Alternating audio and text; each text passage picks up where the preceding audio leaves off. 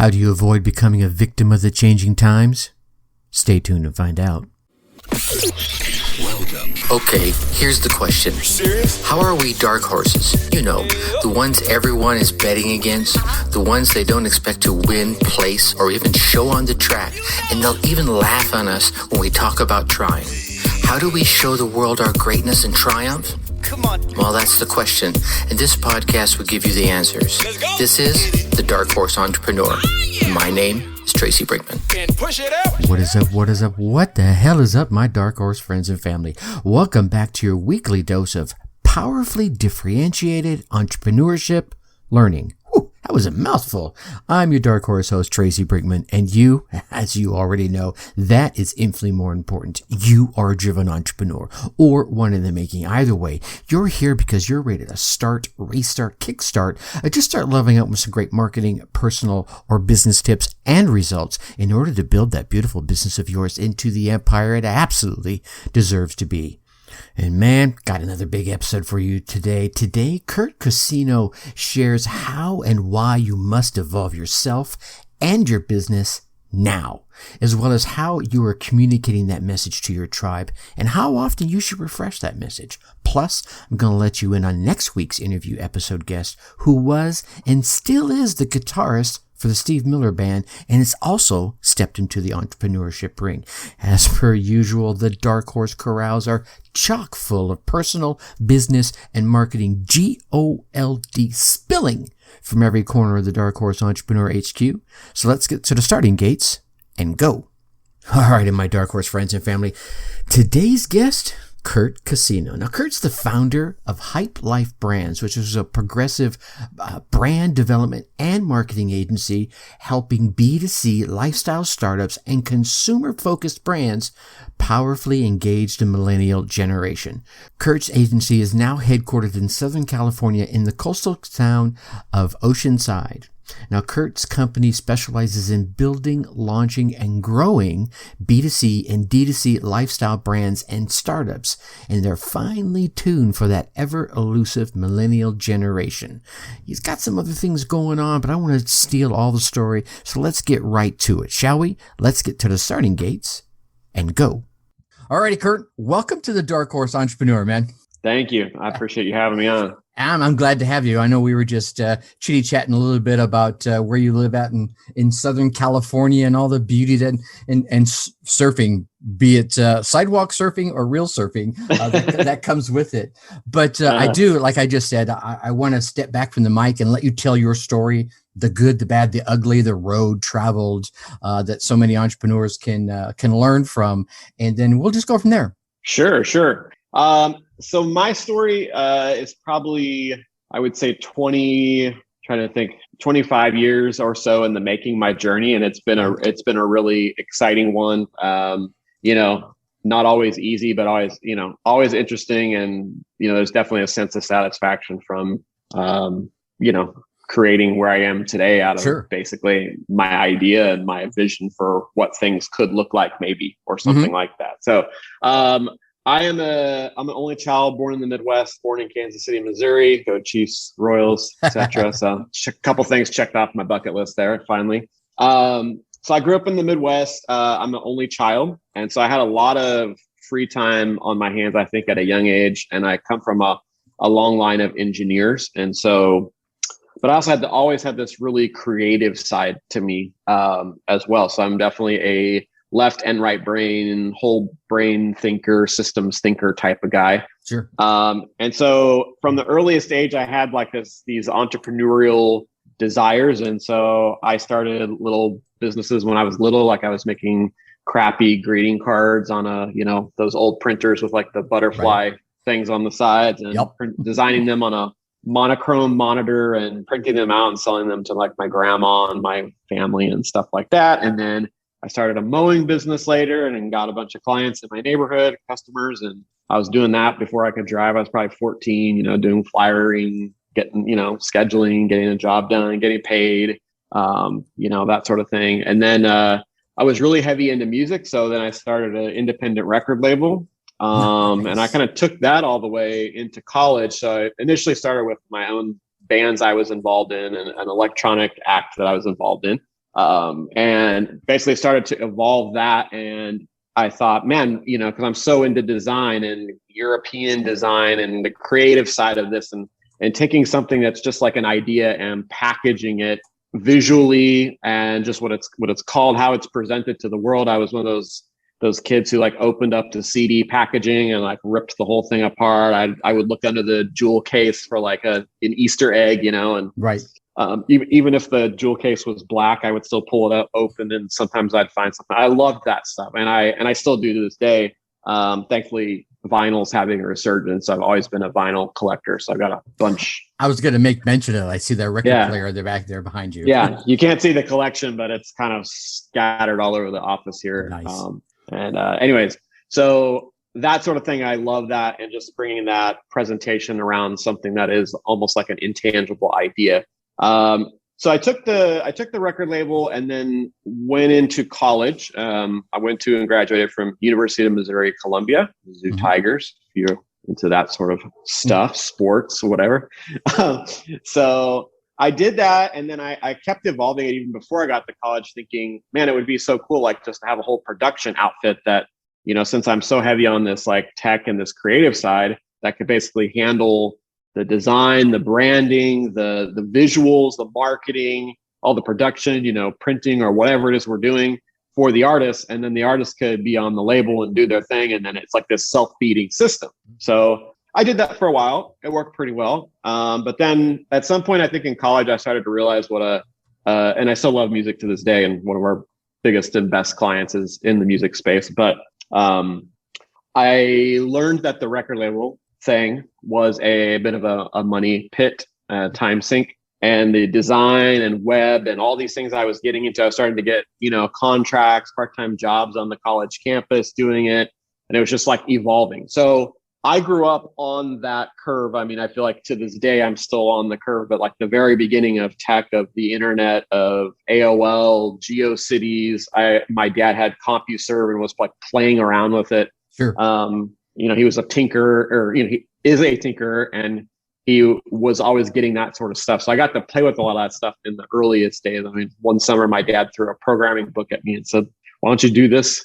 It was like BASIC or something, like how to program in BASIC. So naturally, I was like, "Okay, whatever." I'd never seen a programming book, but that's kind of got me into eventually doing HTML, and then getting into building databases, and then doing more dynamic coding, and eventually, today I have a team of people that do all these things that I manage, but there's a lot of programming and coding and software engineering between this story and today that I've done or I've managed. So, so anyways, I split the two off. And then in 2001, what is today called Hype Life Brands was born. So I spun off, I took the record label, split it out, took the design side, basically launched it. At the time, it was more of a design firm, but we did focus on web and branding and creative and tech.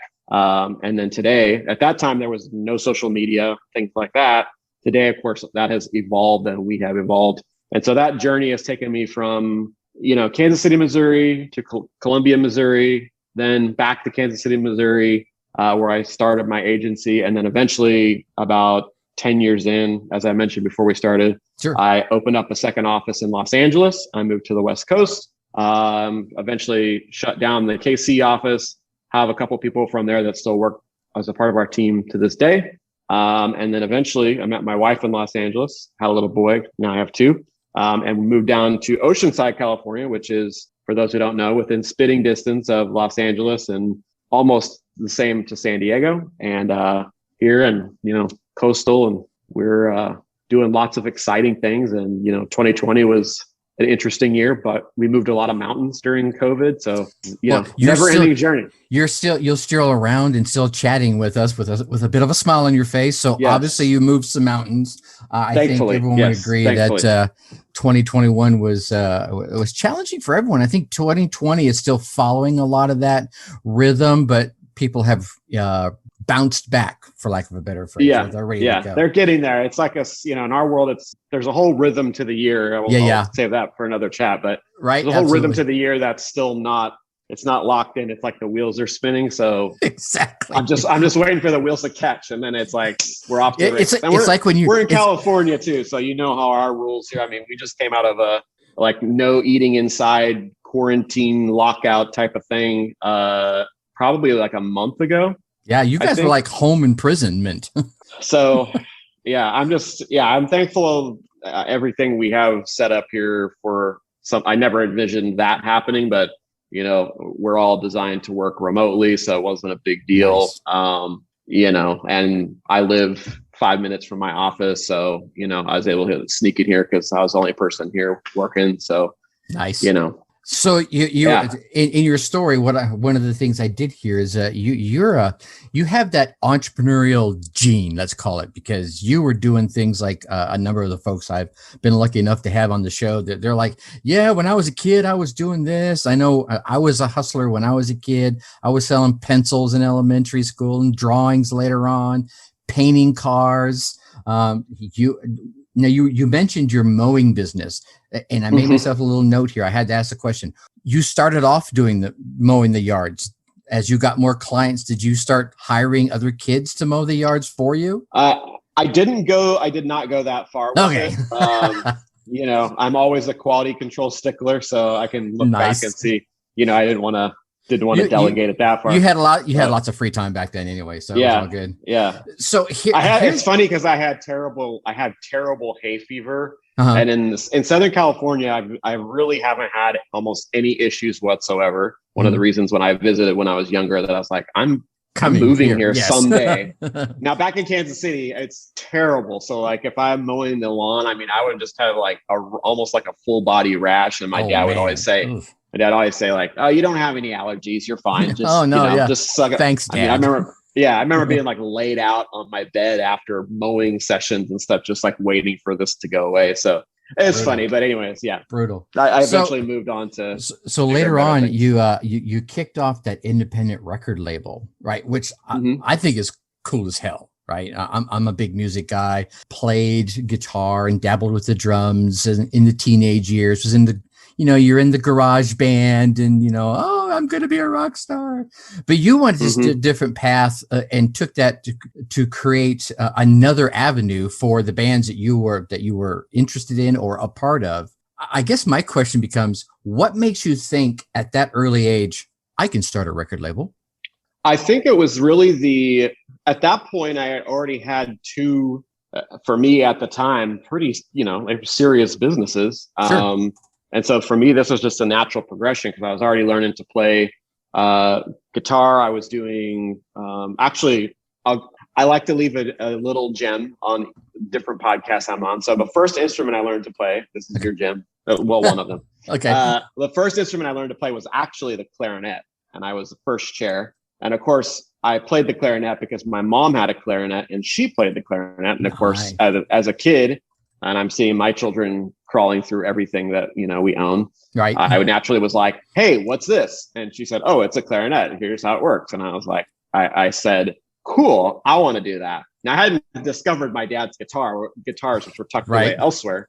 Yeah. So I did that. And then I realized, it would be cooler to play the guitar. And then I found my dad's guitar and I started to play it when I was little. I remember my fingers bled because I didn't have calluses and his guitar strings probably hadn't been changed in 15 years. So anyways, but I learned to play, classically. Mm-hmm. So, and that was a choice I made. All my friends in like junior high era were taking rock lessons. And I always thought, well, that's stupid. I mean, so you can play a Nirvana riff. I don't need to take a lesson to play a Nirvana riff. What are you going to do with that? I wanted to learn to write and create and actually play. So I remember very vividly, the decision for me was, do I do classical or do I do jazz? The two hardest forms. Mm-hmm. And the only reason I chose classical was because you use finger picking. So I thought, what a weapon I'll be. I'll have 5 picks instead of 1. Yeah. So that's how I ended up doing that. And I worked with a great teacher, and he had a rock background too. So we could like play around at the end of the lesson and stuff. Right. And yeah, I started writing and recording music and performing live and recording albums and demos and all this stuff, like before I could drive a car. So that's freaking awesome. Guitar. Yeah. And then I got into electronic music at a very early age because I was already studying all this European design and just like everything from Europe was always so much cooler than what we had in the US. And might still be, I'm not sure. But, jury's still out on that one. right. So, and I've always kept a foot in music too. So I don't know if you caught anything in my bio, but I actually have a radio show to this day focused on electronic music, and bass music, which is kind of some of my passions. And so I've built that up for over 3 years. And now I have a whole bunch of affiliate stations that play and air the show, heard in 100 countries, that sort of thing. So I'm still in music.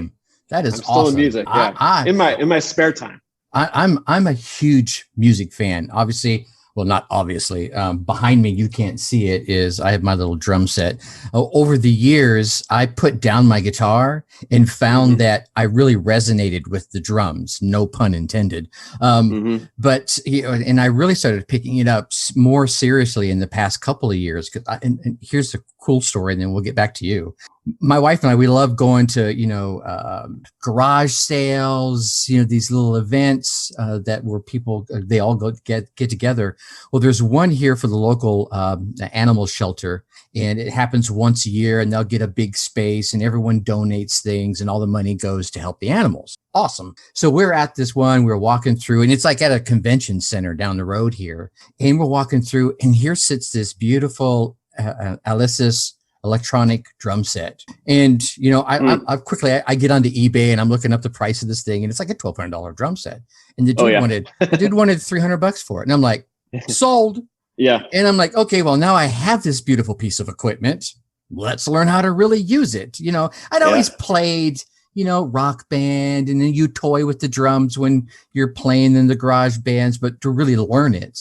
And it has been such a blast. There was a time here recently, I was mad. I was just pissed off from some events that happened. I came up here, sat down on the drums for a little while, like an hour, and I walked out here, had a big smile on my face. All the anger was gone. I'm like, this is awesome. Oh yeah. It's cheap therapy. Yeah. I can resonate with that. I sold it because it was replaceable, but yeah, I would do the same sometimes with my Marshall half stack. And my I had a TSL 1000 that was Scream. So yeah, and I'm a Les Paul guy. Just so we're clear. Just so we're right. There's. I was playing the band. The other guy that I played with in 2 different bands, and he's a really great player and songwriter and singer. He was always a Fender guy. So I was like, okay, you do your Fender thing, and the tones together work really well. Yeah. So it was just nice to have that variety, and I was like, that's awesome. I'm Gibson all day long. So nice. That's awesome. So here's a question. As I was going through some of the content you did share with me for your bio, there was a phrase in there, and I want to ask you about it. You called your company, which was Hype Brands, right? You called it Hype Life. Hype Life. Excuse me. Hype Life Brands. All right. Thank you for correcting me there. You called it a lifestyle startup. What does that mean? Yes. So it's not a lifestyle startup, but we build lifestyle startups. So we work a lot. All right. We work a lot with startup founders, entrepreneurs. I think I have a natural chemistry with leaders, CEOs, entrepreneurs, founders, those sorts of people that I understand what they're going through, and sure. I'm still leading a business too. And also I feel like that entrepreneurial spirit is something that is baked into you, born in you or something. Yeah. And you carry that all through life. You see things differently. You see better ways to do things. You see more efficient ways. You see the status quo and you think, what's over here? Exactly. And I think that's part of what always has driven me was like, I never wanted to be the guy that had the 9-to-5 job where I have to answer to, my manager and, hope that I get a raise for 3% in a year and right. or a nice, that's just not for me, Sure. And I did it out of college for about 1 year and 3/4, but just as a stopgap to get my agency going. And I accomplished that. So, but yeah, I think that's the big thing is really building we build new brands, lifestyle focused, consumer focused type of brands. I don't like to use the term consumers. I like to say humans. So not right. B2B, but B2C or H. I'm gonna have to start coining that term. There you go. Or direct to human, as there's a lot of people doing that now, independent brands. So we know how to guide them through that journey, and whether it's an existing company entity that's spinning off a new brand, or that's just an entrepreneur with a big idea and enough capital to get us going, so we can start working together and building the strategy and look and feel and go to market plan and we handle all the tech, and then we flip into marketing mode when we're ready to launch to market. And then we start growing that thing, because that's what it takes. Even if you do or do not want to raise capital, venture capital, whatever, like, you have to show that customer traction. You're not going to get funding almost 99.8% of the time off of having a great idea and a great vision and not a dollar of skin in the game. It just doesn't work like that. It's one of the biggest startup farces out there, for sure. So we work with the few there, and then CEOs, VPs of marketing at more established companies, if they want to spin off a new brand, or they also have challenging marketing and brand challenges, issues, things they want to tackle. Those are the type of stuff we like, the hard nuts to crack, so to speak. So that's what we like to do. He's looking for challenges, y'all. So you want to stick around, so when he drops where to connect with them, you can reach out. Someone's going to, because someone's listening going, yeah, well, I have a nut you can try and crack, because I tell you what. Bring it on. Right. And one of the things you called out there is that you target millennials, right? Let me rephrase. You're out there to try and engage the millennial generation, right? Primarily, yes. Is there a particular reason why you're targeting that? Which I'm all about niching down, right? Get down to your expertise. Is there a particular reason why you targeted that particular group of folks? Yeah, there is a couple reasons. So as we evolved from 2001 to about 2000, like the first half of the journey, I like to say, of Hype Life Brands, we were always naturally working on things that were very cool in most cases. Very cool, very progressive. We were attracting a lot of coastal clients, even though we were based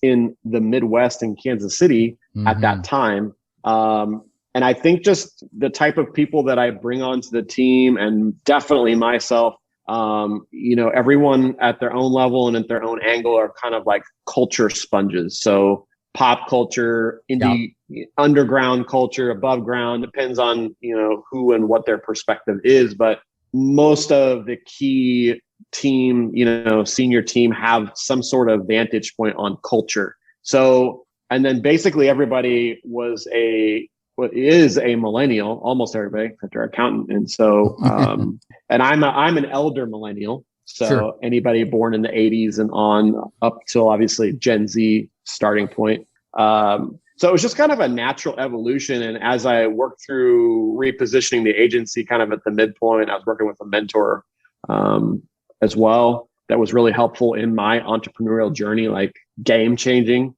Sure.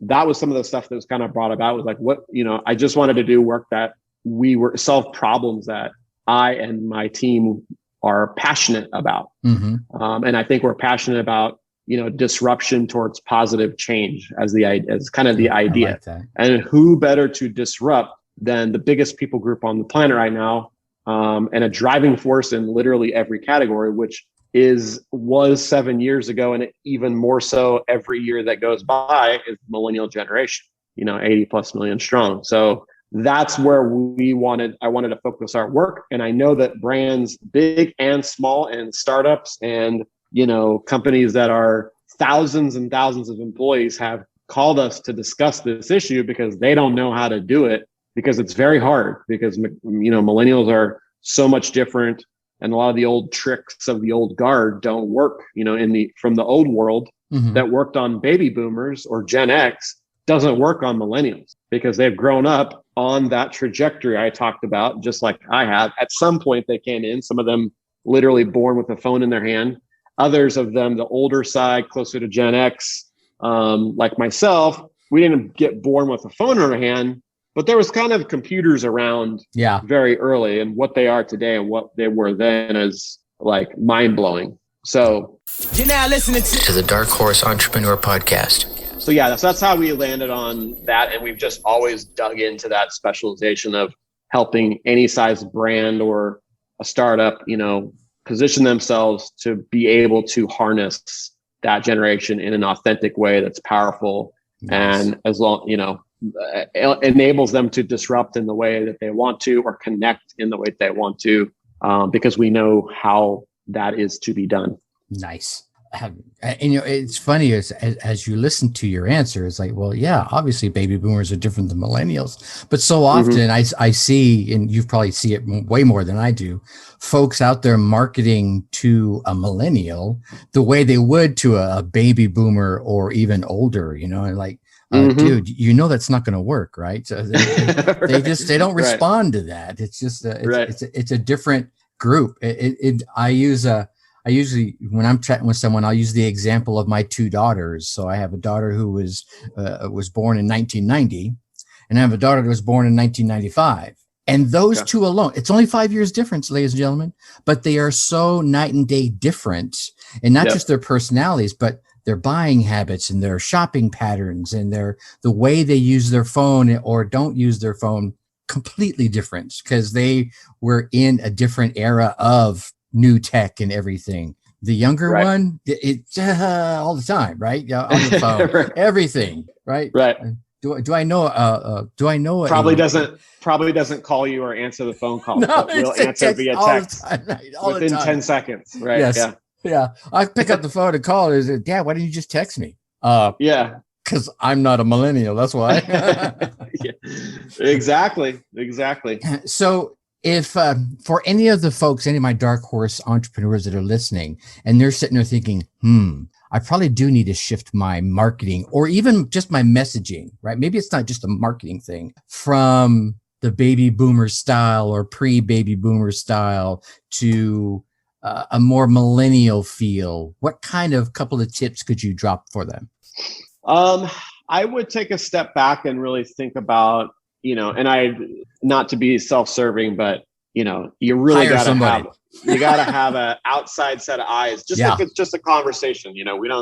I have initial conversations with people and discovery sessions. Right. It's about, is it going to make sense long-term for you and for us to be working together? But initially I can look at something and say, well, here's what I see based on the questions you're asking yourself. So one of those things I think would be just kind of taking a step back and thinking, with what I know, not me, but you, the listener, right? With what I know about these millennials, did I have this brand developed, whether it was I did it myself because I'm a bootstrapping entrepreneur, or I'm at some big company or small, mid-sized, big, large company, and this was just born a long time ago, because everything has to evolve. So it's not to say what you did isn't positioned well, or wasn't positioned well then, but things do change and things have to evolve. And so some of these very large corporations that you would recognize, all of them that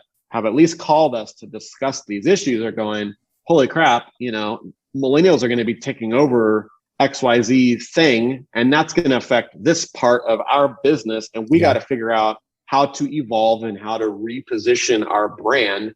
So it's not just about branding, your colors and what does your mark, your logo look like, and even your website. Those are all important, but we look at brand as the start, which is the biggest sort of umbrella, and that's both tangible and intangible.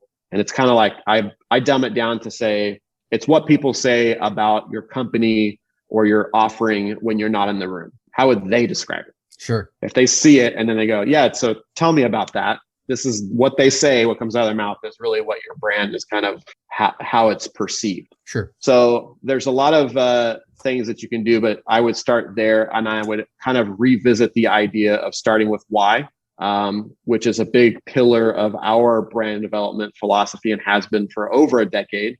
Of course, you're probably familiar with Simon Sinek.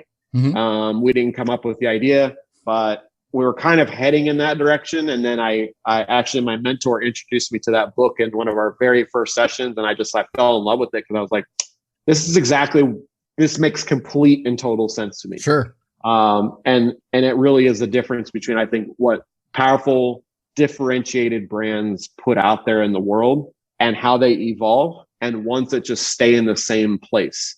And 2020 has kind of sped that up. So we can now see, all these brands that are going by the wayside or going bankrupt, many of them did not evolve at all. You know, like you could look at them now and go back 10 years and it's the same They're thing. the same. Yeah. You know, and I think that's one of the big keys, you know, is you have to evolve. It's natural. The website that you made or hired a company to make 10 years ago is irrelevant. And it's time to bring it up to speed. And there's lots of reasons, both technical and marketing and brand wise, you know, that you can't keep milking that thing. Really, it should be revamped at least every 2 or 3 years.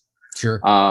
And then where I think another thing to think about if you're at that place is better, you know, trying to define what your why is and then start to rethink how you're communicating that why. And we would boil that down as the core of your messaging, you know, not what you do, but why, you know. Right. You know, we're like Hype Life Brands. We're dedicated to helping entrepreneurs and leaders create powerful lifestyle startups and new brands that are tuned for the millennial generation. Why millennials? Because they are already having that huge impact on the world, and they're going to be a continuously larger and larger part of our shared story.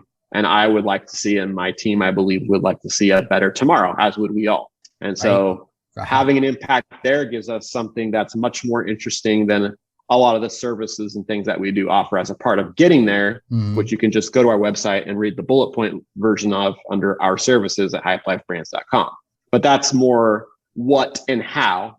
Right. And starting with why is what brands like Nike and Apple have always done really, really, really well. And empowering people. And, you know, just think of Nike's tagline.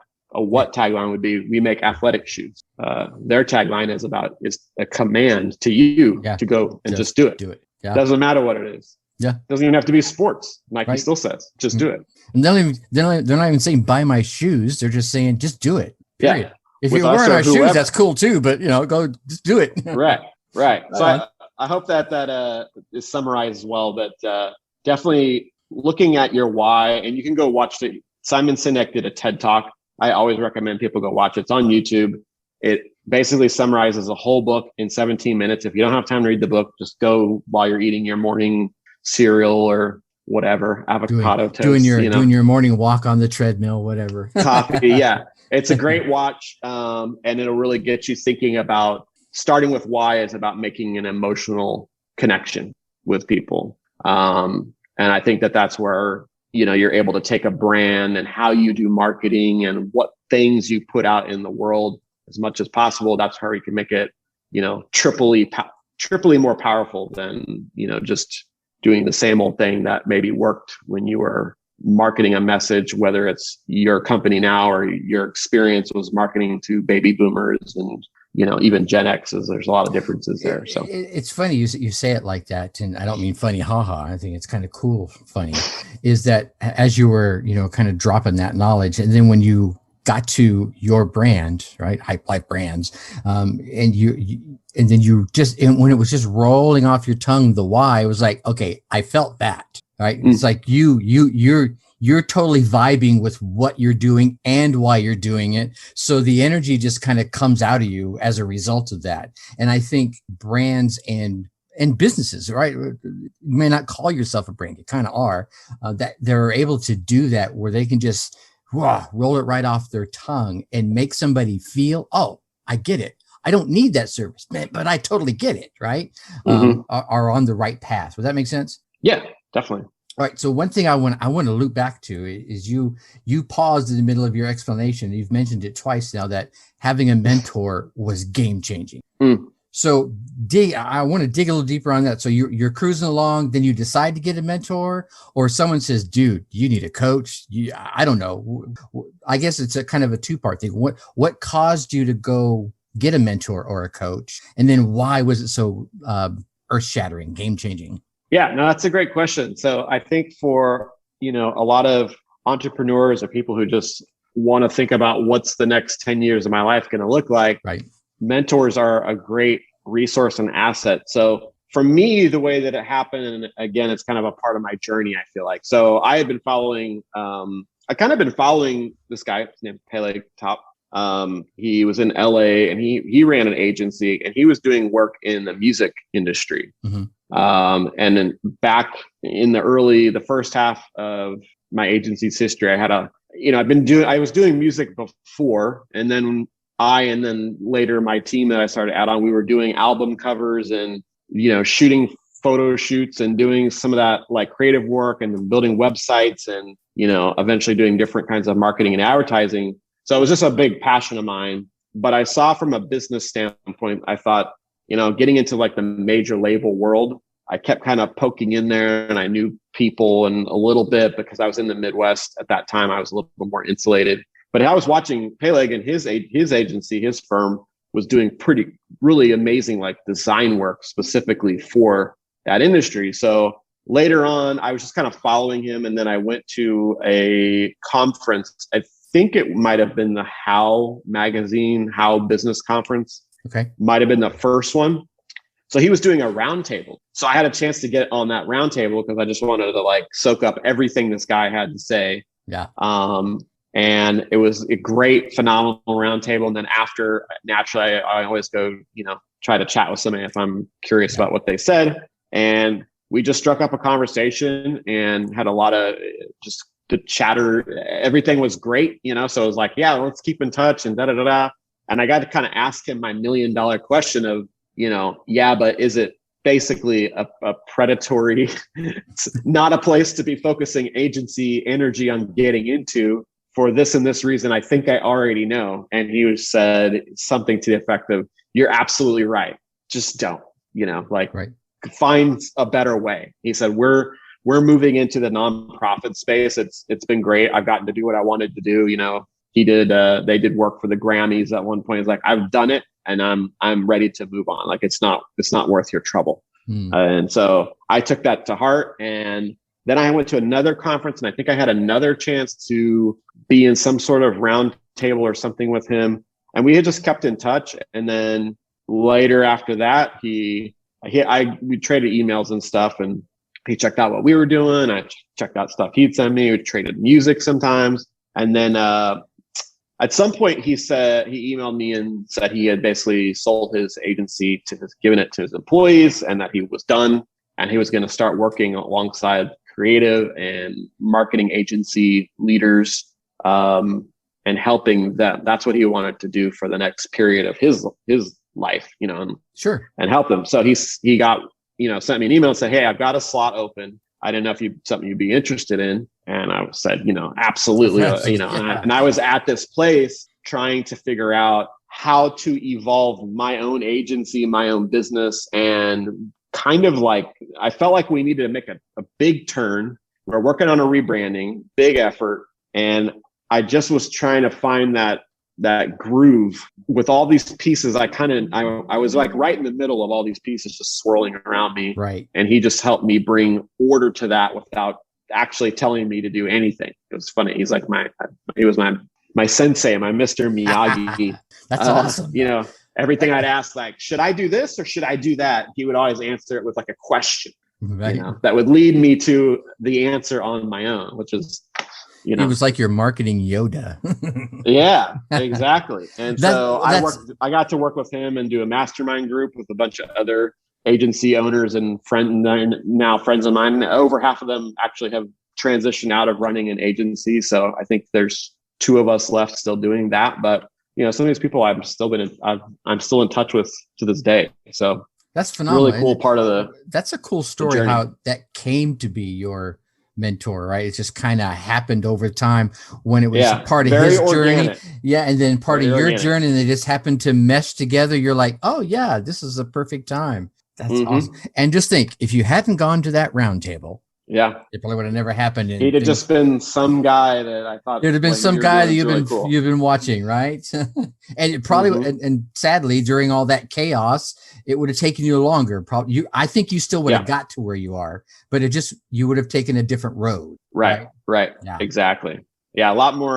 Probably a lot more pain and time burn and maybe mistakes, but that's something we try to bring to with our clients is like, look, we can save you all of that pain and suffering because we know the way, and yeah, it was definitely a invaluable part of my journey. And I even say, honestly, if I had never connected with him in that way, I probably wouldn't be in Southern California.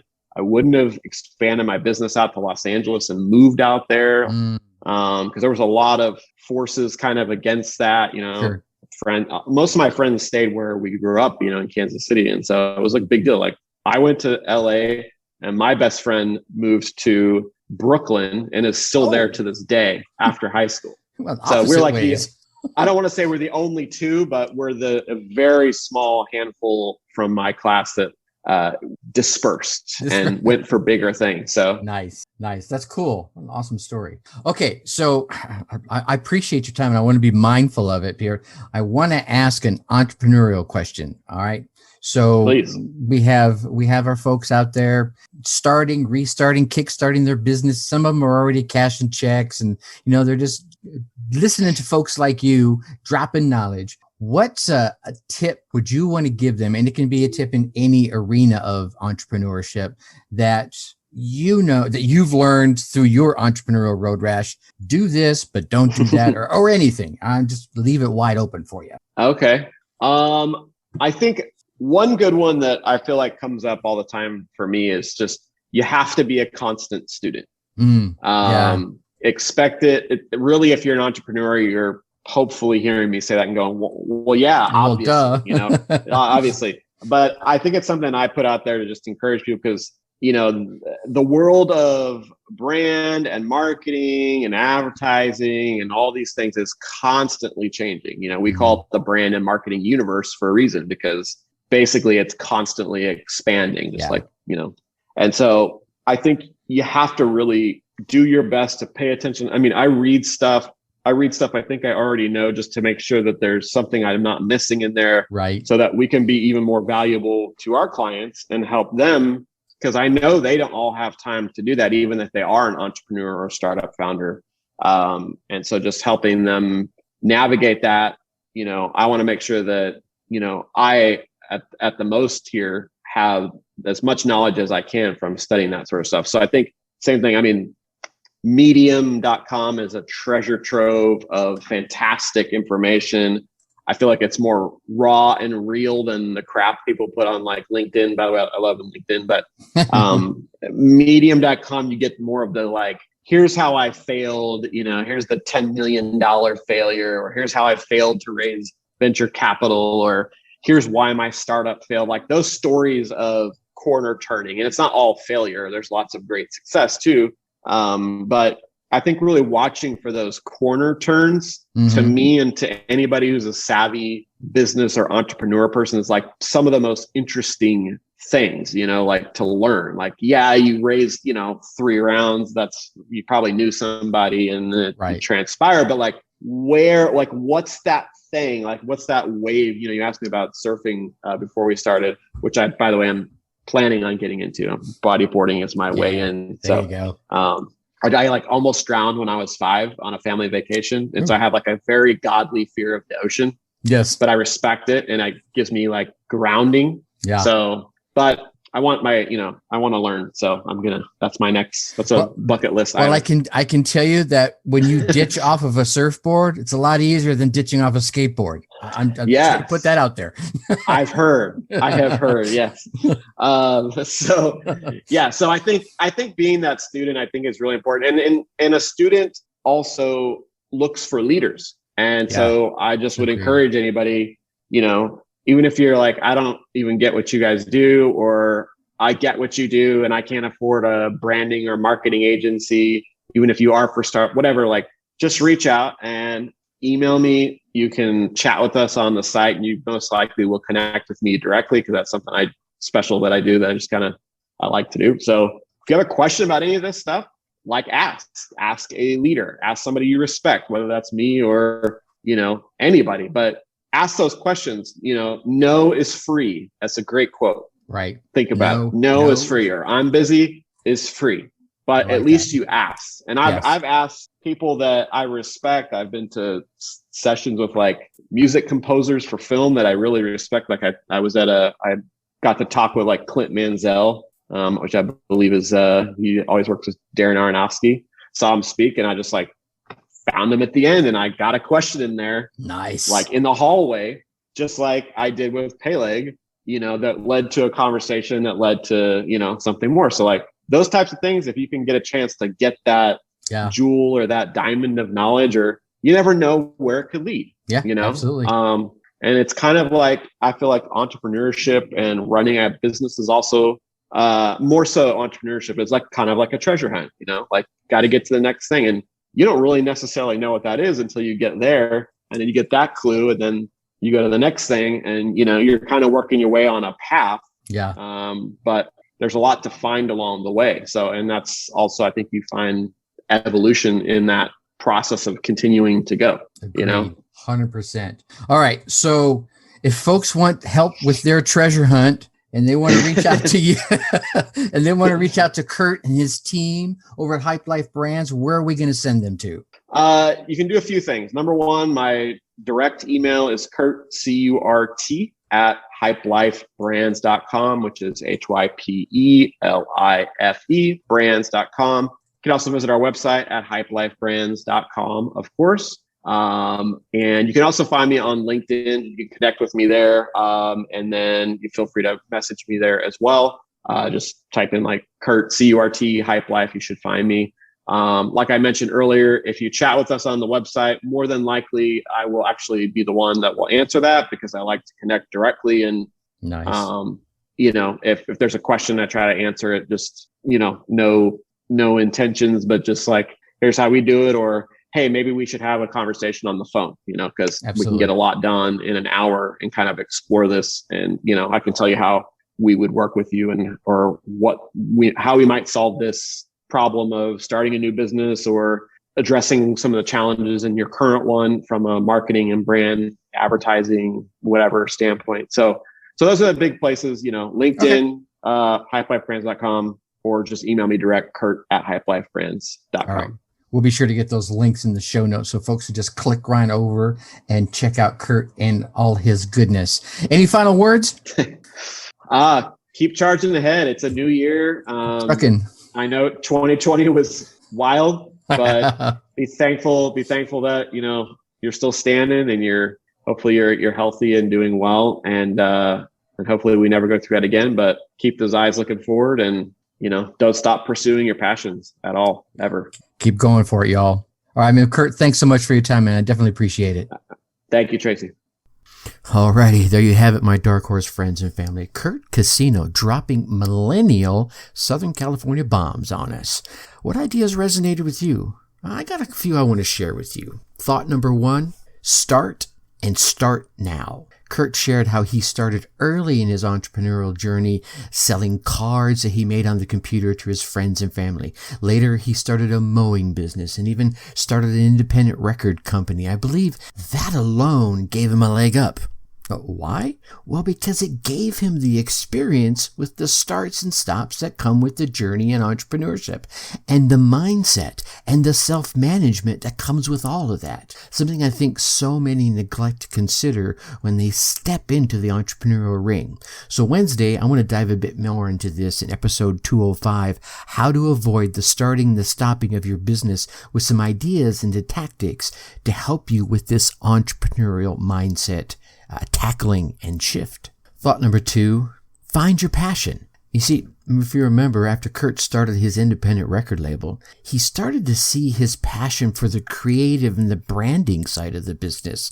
He remembered always being that kid tearing apart the CD jewel case and break it down, investigating the packaging and finding the gems inside. It began fostering his passion for bringing a unique and creative presentation to what could be called an intangible idea. So what are your passions? What drives you? What pushes you? What keeps you curious and moving towards everything you desire? Do you even know what that is, or that it exists? So there are many questions here, and on Friday I want to hit you with episode 206, questions to ask to find your passion in life and in business. Thought number three, dump the money pit Everything has to evolve. We've all heard the lesson of focusing on the revenue-generating tasks. I think Curt took this up a level when he found that the record label portion of his business was becoming a bit of a money pit. So, like I mentioned last week in episode 203, lessons every entrepreneur must learn, he adapted. We have to adapt. He adapted and spun off the creative revenue positive piece of his business, and thus Hype Life Brands was born. What are you stuck in, right? What money pit are you stuck in right now? Where do you need to evolve? Go back and check out episode 203 and see if maybe it's inside one of those lessons that you as an entrepreneur must learn. Thought number 4, know not just who you're targeting, but why. Curt knows not only what he and his businesses are targeting, which is millennials, but he knows why they're targeting them. See, it's one thing to be targeting a given group of people for your product or service just because you know they'll buy it. But if you can dig a level deeper and know why you're targeting, then, my friend, you can dig in and differentiate yourself from the rest of the pack. You can break out and lead the pack. You can come in, win, place, or show. Go past just where they live and what their age is, etc. Dig into the next level. What are their values, their hobbies, their buying attitude, their buying habits, their attitudes on relevant topics, their motivators. And of course, you're going to want to know the competition.